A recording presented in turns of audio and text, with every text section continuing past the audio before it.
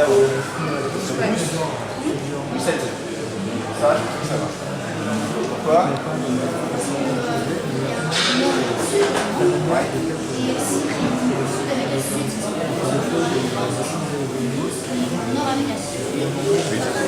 Pourquoi? Ça fait avec un champ électrique. Non, ça fait un champ électrique. En fait, ce qu'il faut savoir, c'est qu'il y a un très très fort. Je pense qu'il y a une limite de courant par les autres côtés de l'avant. Ça va en avant.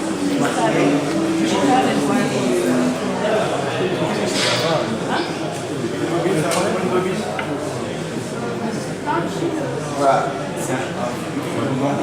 Et en fait, c'est un courant qui va créer en fait un champ magnétique. Quand tu as un courant, ça crée un champ magnétique. Et en fait, il y a plein de ce qu'on appelle les électrons qui vont tourner. Et c'est ça qui va faire un magnétique. Maintenant, c'est deux magnétiseurs pour faire une autre expérience. Allez, là, tu feras la deuxième, d'accord? C'est simple. J'ai dit qu'un cohabitant, c'est un champ magnétique. Maintenant, on va faire tourner un champ magnétique. On va tourner un champ magnétique. Ça va? Ça va pas exploser. Pas trop vite, pas trop vite. Ah, plus vite, plus vite, plus vite. Ah.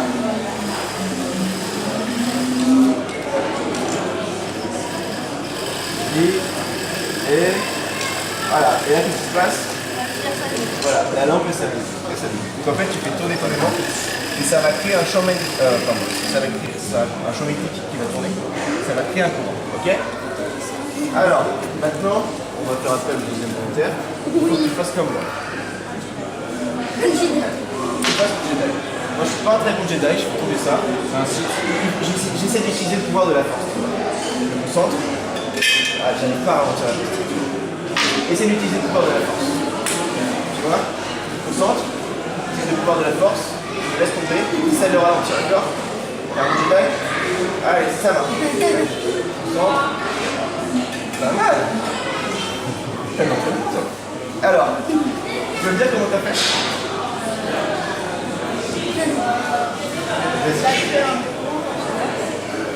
C'est un peu ça, effectivement. Ça, c'est un aimant. Moi, je l'ai fait sans aimant, toi, tu l'as fait avec un aimant. Le matériau qui est là, c'est le même que ici. Donc, c'est un matériau conducteur qui laisse passer. Okay. Le fait qu'il va se passer, c'est que quand mon aimant il va tourner, c'est comme un champ magnétique. En fait, comme ici, qui va tourner, qui va créer un courant. Il va y avoir un courant qui est là. Et ce courant, comme ici, il va tourner et il va créer un autre champ magnétique. Donc c'est un champ magnétique qui crée un champ magnétique. Ce qui va se passer, c'est que au fur et à mesure qu'il va tourner, il va créer des petits champs magnétiques là où il est. Et en fait, ça va l'attirer, ce qui va rendre tout ça. Ok? Maintenant, si je prends un matériau qui ne laisse pas passer le courant. Voilà. Quand tu sais, tu l'as déjà fait. Et là, exactement, ça tourne comme ça. Qu'est-ce qui se passe? En fait, tout ça veut dire qu'il y a un lien fort entre les champs magnétiques et les courants. Ok? Ça va? Là, j'ai un matériau qui est conducteur. Là, ce dont on parle, ça va être un supraconducteur. Un conducteur, ça laisse passer le courant, mais des fois, il y a des pertes et tout. Et avec des supraconducteurs qui laissent passer tout le courant, on arrive à faire léviter les objets. Vous avez déjà vu un magicien faire léviter un objet? Vous avez déjà vu un scientifique faire léviter un objet? Et ben voilà, ce sera aujourd'hui. Léviter, c'est pas de joke.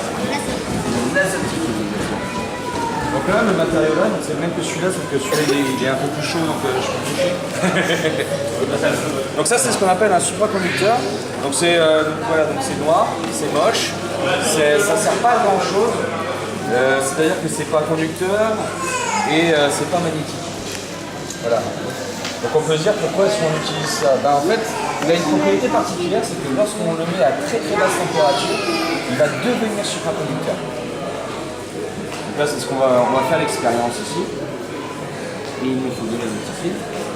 Il est caché, non, il est caché derrière.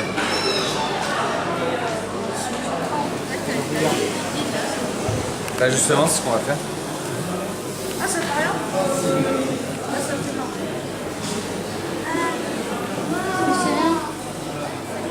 Vas-y. Merci. Donc là, on fait refroidir la petite pastille qui va devenir supraconductrice et on approche un aimant. Normalement, c'est ça.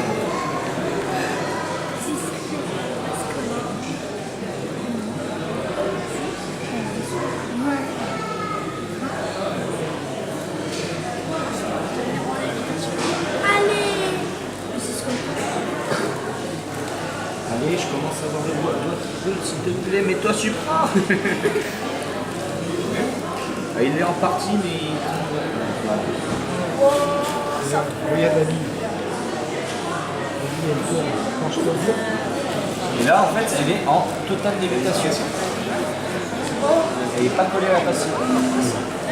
Bon. Vous ne croyez toujours pas? Ah ouais, on voit en dessous.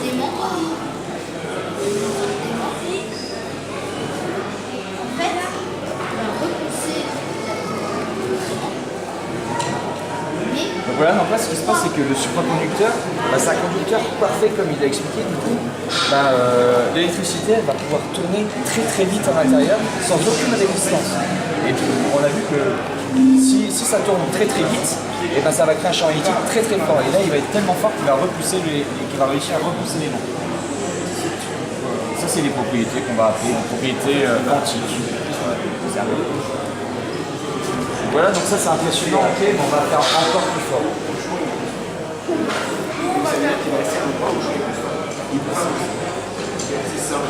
Un, deux, trois, mais c'est pas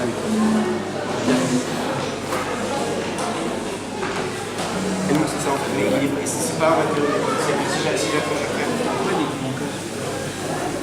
ça tend à La levitación y la on va faire pareil, un supraconductividad. peu à l'envers, c'est-à-dire que là on posait un aimant sur un supra, là on va poser un supra sur des aimants. Donc là on a tous les aimants qui sont là autour, et là on a notre supraconducteur qu'on refroidit.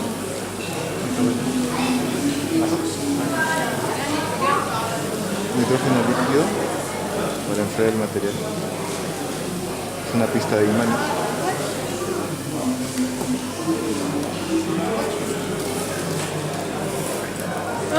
Là vous voyez, il est en lévitation. Il est en lévitation qui peut bouger tranquillement. Jusqu'au petit allez. Raté.